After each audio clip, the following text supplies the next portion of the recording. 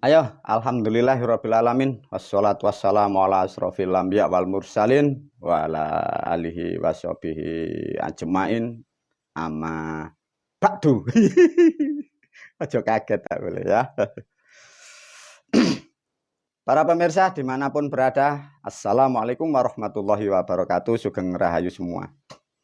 Video ini diberi judul Guru, benarkah keadilan sudah waktunya? Apa ini Guru? Ini cerita nanti luar biasa ini. Para murid ya dan santri ini khususnya, apapun selalu sering diceritakan dan dibagi melalui videonya tentang apa yang dialami, apa yang didapat oleh guru ya. Judul ini sesuai yang dimaksud keadilan dan peradilan, tapi di situ masih timbul pertanyaan, benarkah keadilan di dunia atau di bumi Pancasila ini sudah saatnya? Mengapa guru kok ada kalimat seperti itu diajarkan? Alhamdulillah tadi coba ada kan guru tadi itu membuat video ya. Video guru kan di sawah ya, pergi ke kebun.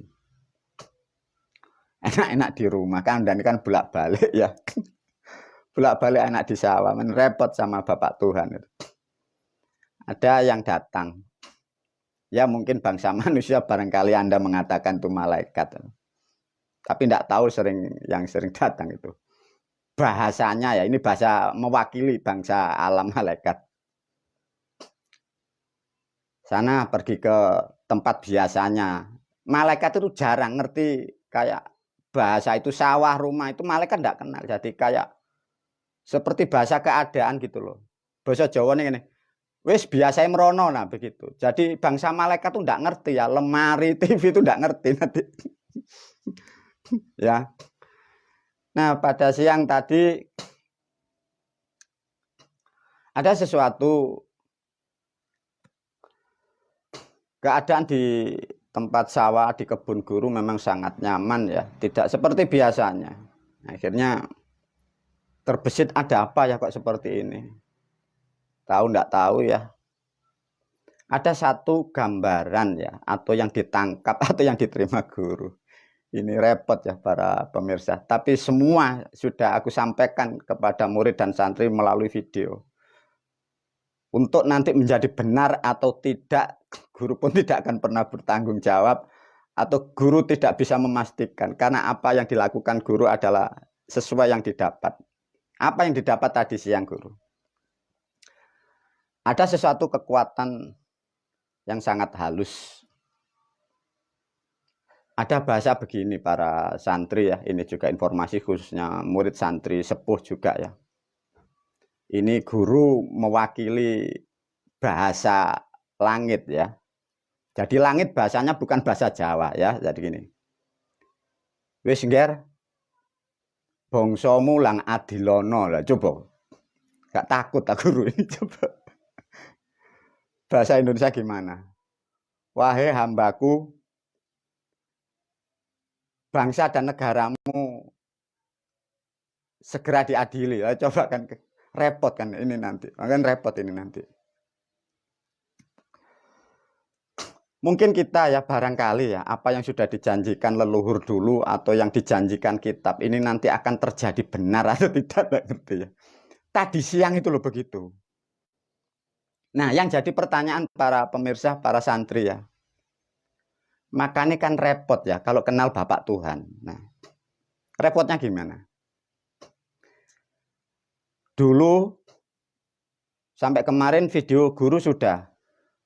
Guru hanya berkewajiban menuntun, menyelamatkan murid santri dan umatnya agar tidak salah memahami tentang Islam. Pada tahun kurang lebih ya 2000 itu guru mendidik manusia sampai sekarang itu meluruskan atau membenahi Islam yang salah. 1 bulan 2 bulan kemarin kan sudah selesai ya para murid para santri. Maka guru kan Ilmuku sudah selesai dan cukup. Guru sekarang masuk ke ranah tentang negara, kenegaraan, dan politik. Nah ini bahasa Jawa ini ndelala. Ditambahi pekerjaan lagi, kan repot ini nanti. Nah, subhanallah, ini ya apa ini nanti? Pikir guru kan begini. Mungkin Bapak Tuhan itu ndak ada yang dipilih atau ndak ada yang cocok, atau karena sangat cocok dengan guru ya. Jadi semua boleh dikasihkan sama guru. Yang repot para murid dan santri. Tuhan itu loh sukanya hanya merintah. Ndak pernah dikasih saku, ndak pernah dikasih modal. Coba. Lah, ndak tahu ya para murid, para santri. Coba ini nanti kalau betul ini sesuatu hal yang sudah ditetapkan. Apa yang terjadi para pemirsa ini nanti? Kalian sudah tahu sejak kemarin-kemarin video guru sudah memberikan sesuatu warning tentang keadaan ekonomi, tentang peradaban, tentang musibah, tentang bencana. Terus gimana? Disuruh mengadili bangsamu yang sudah rusak begitu loh. Terus ya apa? Iya guru gimana? Maka guru memberi judul itu. Benarkah keadilan ini begini? Yang jadi pertanyaan itu loh. Mungkin ya Bapak Tuhan itu saking cocoknya ambek gurumu tadi. Wis PNKB. Gila ini. Para murid, para santri. Ini ada sesuatu yang harus kalian pahami tentang kata keadilan ya. Mungkin ya. Apa statement yang sudah dikeluarkan dari ramalan orang-orang terdahulu dan sampai sering sekarang di medsos. Kelak tatkala manusia ini sudah banyak kerusakan, angkara murka dan keadilan itu sudah menjadikan kerusakan dalam peradaban. Adalah suatu ketetapan akan turunnya keadilan yang adil dan seadil-adilnya. Katanya kan begitu. Yang jadi pertanyaan para murid dan santri. Yang dimaksud adil dan seadil-adilnya, menurut Anda itu bagaimana? Nah, itu loh. Kan ada ya sejarah yang nulis itu. Nanti ada itu keadilan yang memang seadil-adilnya. Nah, itu. Menurut Anda gimana sih yang dimaksud adil seadil-adilnya? Coba menurut Anda ya.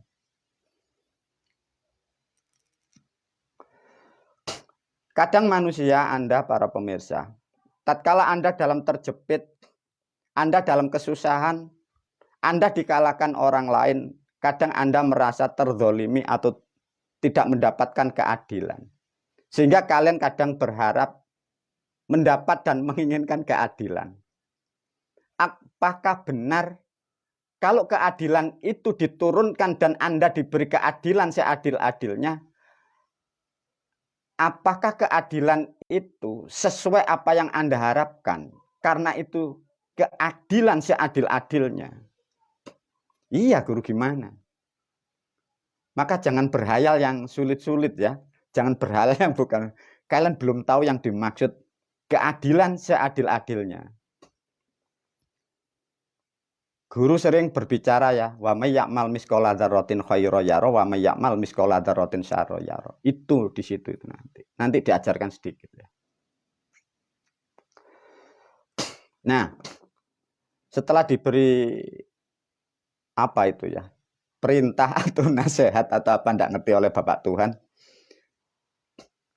Diajarkan dikit nanti Anda berhalusinasi Tuhan itu orangnya berjenggot terus kukunya panjang gitu. Ya enggak ngerti nanti sulit itu sulit ya. Cuma diberi sesuatu hal yang apa ya? Mungkin bisa digambarkan sebagai manusia. Anggap aja frekuensi Tuhan itu sangat lembut, sangat halus, sangat apa ya? Sangat kredibel. Enggak ngerti itu apa ya? Nah bahasa itu yang mengucapkan itu bukan di hati ya. Itu kayak semesta itu loh. Nggak ngerti itu apa itu. Nah seperti itulah. Itu satu contoh tadi siang itu yang dialami guru. Dah keadilan sudah adili semua. Bahasanya kan begitu. Lantas keadilan itu nanti kalau seadil-adilnya nanti diulas guru. Nah ini peristiwa yang dialami guru tadi siang. Sebelum diselesaikan kalimat itu sebagai manusia, sebagai yang diamanai Bapak Tuhan. Saya bertanya tadi tak ajarin. Bapak Tuhan loh, saya ini bukan hakim, saya ini loh enggak pernah sekolah. Lah kalau ngadili manusia, ngadili negara, ngadili Mahkamah Agung, ngadili para nabi, ngadili para wali, ngadili para rasul. Terus gimana Tuhan? Kan gitu. Kan ribet. Karena manusia rusak itu kan dari dogma. Dari kitab yang diatasnamakan nabi, rasul, ulul azmi. Nah, lah kalau itu faktanya salah, nanti kan guru yang ngadili. Maka guru tadi itu bertanya. Kalau bahasa agamanya gini, ya Allah lah saya ini yang petani terus gimana? Kira-kira gimana para murid, para santri apa yang didapat ya? Barangkali Anda, andai kata Anda jadi Tuhan, ya wis kono sekolah dhewe kan gitu, ya tidak. Alhamdulillah diajarkan oleh Sang Maha Pencipta gini caranya. Ibaratnya ini diulas ya, bahasanya Tuhan diulas oleh guru. Wahai hambaku, tatkala engkau mengadili dengan seadil-adilnya, ada 4 prinsip pokok agar mendapatkan keadilan yang bijak seadil-adilnya. Itu diajari oleh Sang Tuhan itu. Apa itu Tuhan? Bila keadilan itu perbuatan manusia, ya perbuatan manusia dengan kehidupan berbangsa dan bernegara. Satu contoh pencurian, perkelahian. Itu yang diutamakan nomor 1 adalah faktanya, ya. Jadi fakta ini sebagai barometer. Berhubung yang diperintah atau yang diterima guru ini untuk mengadili bukan hanya perilaku manusia, mengadili spiritual atau mindset atau keimanan. Yang pertama itu Sang Maha Pencipta menerangkan manfaat dan mudorotnya dulu. Beda ya, ini dipahamkan. Ini ilmu hukum dari Sang Maha Pencipta, luar biasa para pemirsa. Tatkala kalian kelak akan mengadili siapapun, terutama tentang spiritual atau keyakinan, lihat manfaat dan mudorotnya dulu, baru faktanya. Ya, ini ilmu dari Sang Maha Pencipta. Jadi nomor 1 guru diberi nasihat tadi untuk mengadili umat, bangsa dan negara. Nomor 1 lihat manfaat dan mudorotnya. 2 lihat faktanya. 3 kumpulkan data informasi sebanyaknya. Bahasa nasional begitu. Yang keempat, ukur dan gali, dapatkan waktu yang terpanjang. Artinya begini para pemirsa. Bila kita mengadili manusia agar mendapatkan kebijakan yang sangat bijaksana dan mendapatkan keadilan dan seadil-adilnya. Bila ada suatu terjadi peristiwa apapun, cari informasi sebanyak-banyaknya, cari sampai terpanjang sampai mundur dari kronologis di belakangnya. Sang Maha Pencipta cara mengajarinya seperti itu. Apakah benar seperti itu?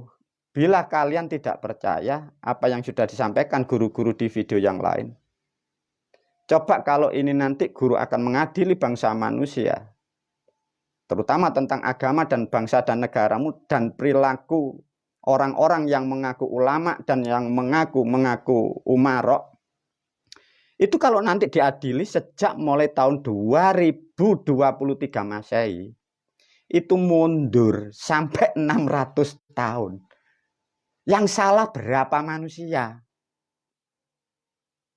Bila ditarik dari substansi kehidupan, guru sudah menerangkan kan, ada kesalahan sejak di kandungan. Itu loh yang dimaksud oleh Tuhan tadi. Menganalisa kesalahan sejak di kandungan.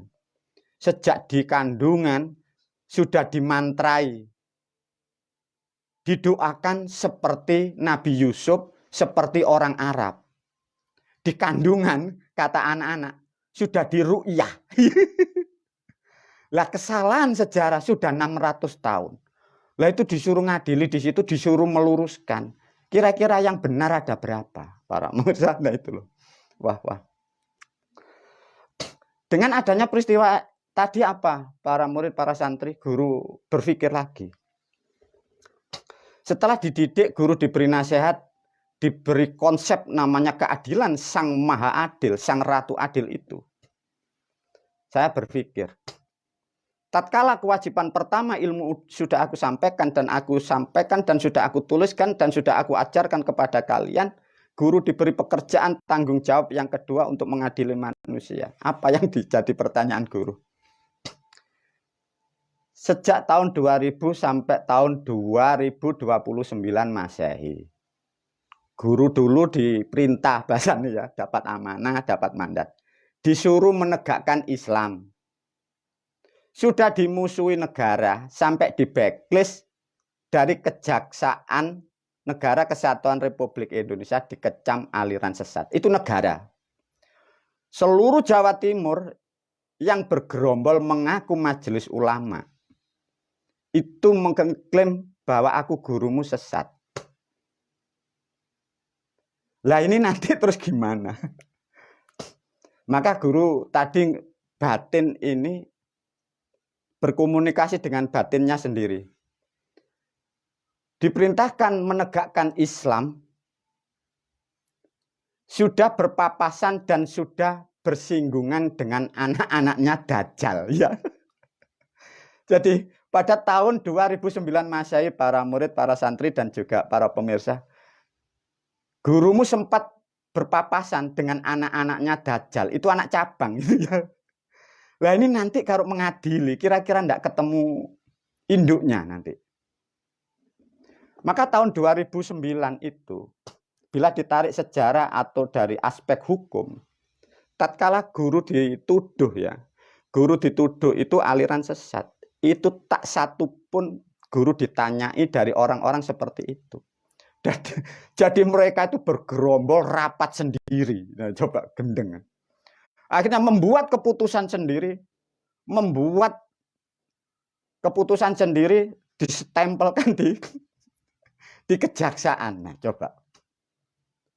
Nah, setelah diputuskan itu, guru pun tidak diberi lempiran. Nah, itu ditebar di masyarakat. Sehingga semua masyarakat, LSM, elemen, semua memusuhi gurumu.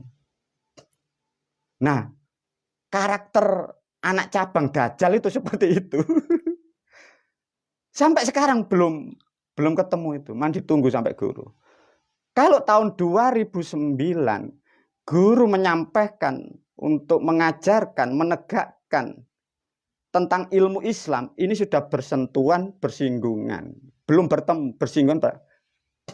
Ketemu sama anak-anak Dajjal. Kira-kira ini nanti 2023 atau 2024 kira-kira enggak ketemu induknya Dajjal ini nanti. Ya, keren. Keren ya. Lah terus gimana guru? Ya enggak tahu. Kita lihat aja. Guru lah orangnya bau besar-besar ya. Gampang ya. Coba para murid, para santri. Ini kalau nanti ini terjadi beneran ya. Dajjal itu kekuatannya kayak apa para pemirsa? Jaringannya sampai di mana? Mbahmu itu ijen, mbahmu sendiri kecil, kurus, bongkringnya. Nah terus kalau Dajjalnya itu bau besar-besar, terus wah gini. Apa para murid, para santri? Kira-kira Anda tidak bertanya, guru apa tidak takut? Ya sebenarnya takut. Tapi ini amanah, terus gimana? Ada satu konsep pemahaman para pemirsa. Satu contoh kayak gurumu ini kecil, kurus, tidak mempunyai jaringan, tidak mempunyai organisasi, tidak mempunyai pasukan, ya, tidak punya harta yang seperti orang-orang, tidak mempunyai pendidikan yang seperti layaknya. Lah kalau nanti ketemu yang gawe besar gini, terus kawat kayak Dajjal induknya, kira-kira gimana? Satu yang kalian pahami tentang hukum ya. Hukum itu tidak melihat besar dan kecil, kalian harus dipahamkan ya. Meskipun makhluk atau bangsa manusia itu besarnya kayak apa, kalau hukum itu tidak dilihat bentuk ya, itu dipahami.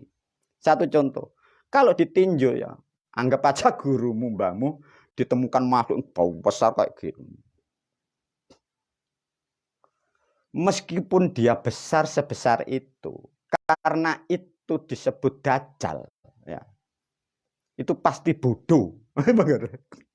Dajjal itu goblok. Tatkala bodoh dan goblok sebesar apapun,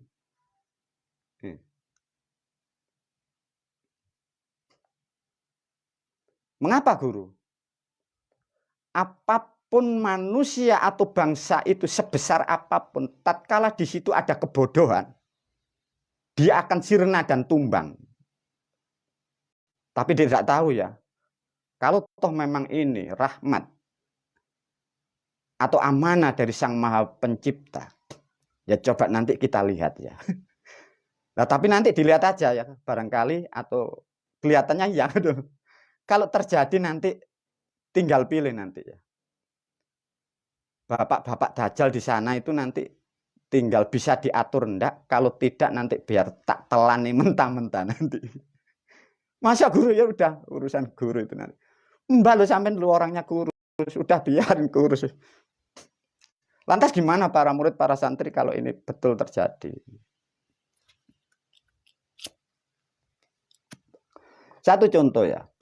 Mengapa sih ini Anda para pemirsa tidak mengerti ya, sering dikeluarkan statement sampai di medsos, di kitab-kitab yang beredar. Kalian sering mengerti atau pernah dengar atau mengilustrasikan dajjal. Dajjal itu apa? Gambaranmu itu kan makhluk. Makhluk raksasa, bukan ya. Dajjal kalau dilihat dari sejarah itu kan ajajil. Ajajil itu sifat angkara murka. Jadi bukan makhluk ya kalau di dunia. Kalau di gaib ada. Namanya jajil iblis. Kalau di manusia, di peradaban berbangsa dan bernegara, dajjal itu jajil iblis. Jadi manusia yang sifatnya angkara murka, pekerjaannya menipu, merugikan manusia, merugikan bangsa dan negaranya. Itulah yang disebut dajjal. Sifat ciri karakternya karena itu dajjal, itu bahasa Jawa ya. Jadi Jawa Islam. Zat yang dimaksud zat itu kehidupan di dalam manusia yang disebut kehidupan adalah pikiran yang hidup. Jadi zat adalah pikiran yang menghidupkan atau pikiran yang bisa menghidupi. Itu diarani disebut zat. Jal itu dari bahasa Jawa, ajal itu mati atau tidak berkembang atau tertutup, bahasa kitabnya kufur, kufarot. Jadi yang disebut bangsa dajjal, manusia yang pikirannya mati tertutup karena kebodohannya, itulah dajjal. Berapa juta manusia di dunia, terutama di negara kita, karena kesalahannya sejak di kandungan, bila ditarik sejarah sudah 600 tahun. Barangkali itu nanti yang dihadapi guru ya. Keren, keren lah. Musuhnya guru bisa seluruh dunia ini nanti. Lah, ya apa guru? Ya enggak tahu. Semoga aja ini juga benar. Bila benar ya sudah diterima. Bila tidak benar, alhamdulillah guru tidak banyak musuh. Lantas gimana? Tak kasih contoh para pemirsa ya. Kalau sudah tahu dajjal seperti itu, maka kekuatan coba di pemerintahan seperti itu. Itu mengembang sampai di dunia. Sampai ada organisasi namanya OKI. Ngerti OKI tidak kalian? Tatkala manusia atau apapun sebesar apapun tapi bodoh, ya, itu pasti rusak atau kalah, tidak bisa menang. Satu contoh aja dalam kehidupan rumah tangga. Ada orang besar gawedikan gini. Boleh masih gini. Bawa senjata gini. Kan bau besar. Tapi kalahnya dengan apa? Satu contoh, banyak kan? Suami-suami takut istri. Waduh, badannya kekar gini. Mau pergi keluar rumah. Si istri bilangnya apa? Pak, jemur baju? Iya, Ma. Ini barangkali para pemirsa juga ngalami seperti itu. Mau adu burung, lomba ya, lomba burung. Sudah disiapkan 3 hari 1 minggu, mau berangkat. Istrinya datang. Ayo, mau kemana? Ya, Ma, enggak jadi. laki-laki gagah, mau hobi mancing, mau mancing, kata istrinya, mau kemana? Ya, tidak jadi. Apa para pemirsa, para murid? Sebesar apapun tatkala itu namanya bodoh, pasti dikalahkan. Satu contoh seperti manusia tatkala tubuhnya besar, dikalahkan dengan seorang wanita, itu namanya laki-laki bodoh. Kok bisa begitu? Lawang laki-laki kok kalah sama wanita, itu namanya bodoh. Mengapa kok bodoh? Takutnya hanya dengan daging yang 2 on. Barangkali para pemirsa seperti itu. Udah mah saya ikut aja kan itu. Para murid, para santri, sesuatu hal yang istimewa. Semoga ini barangkali kalau memang ini valid dari Sang Maha Pencipta. Semoga rahmat bagi kalian semua, juga rahmat bagi guru. Bila toh ini tidak terjadi, guru pun juga sangat bersyukur karena guru tidak banyak pekerjaan, sehingga guru tiap hari lebih nyaman, hanya mancing, bermain, indah-indah di dunia. Wabillahi taufiq wal hidayah, wa ridha wal inayah. Assalamualaikum warahmatullahi wabarakatuh.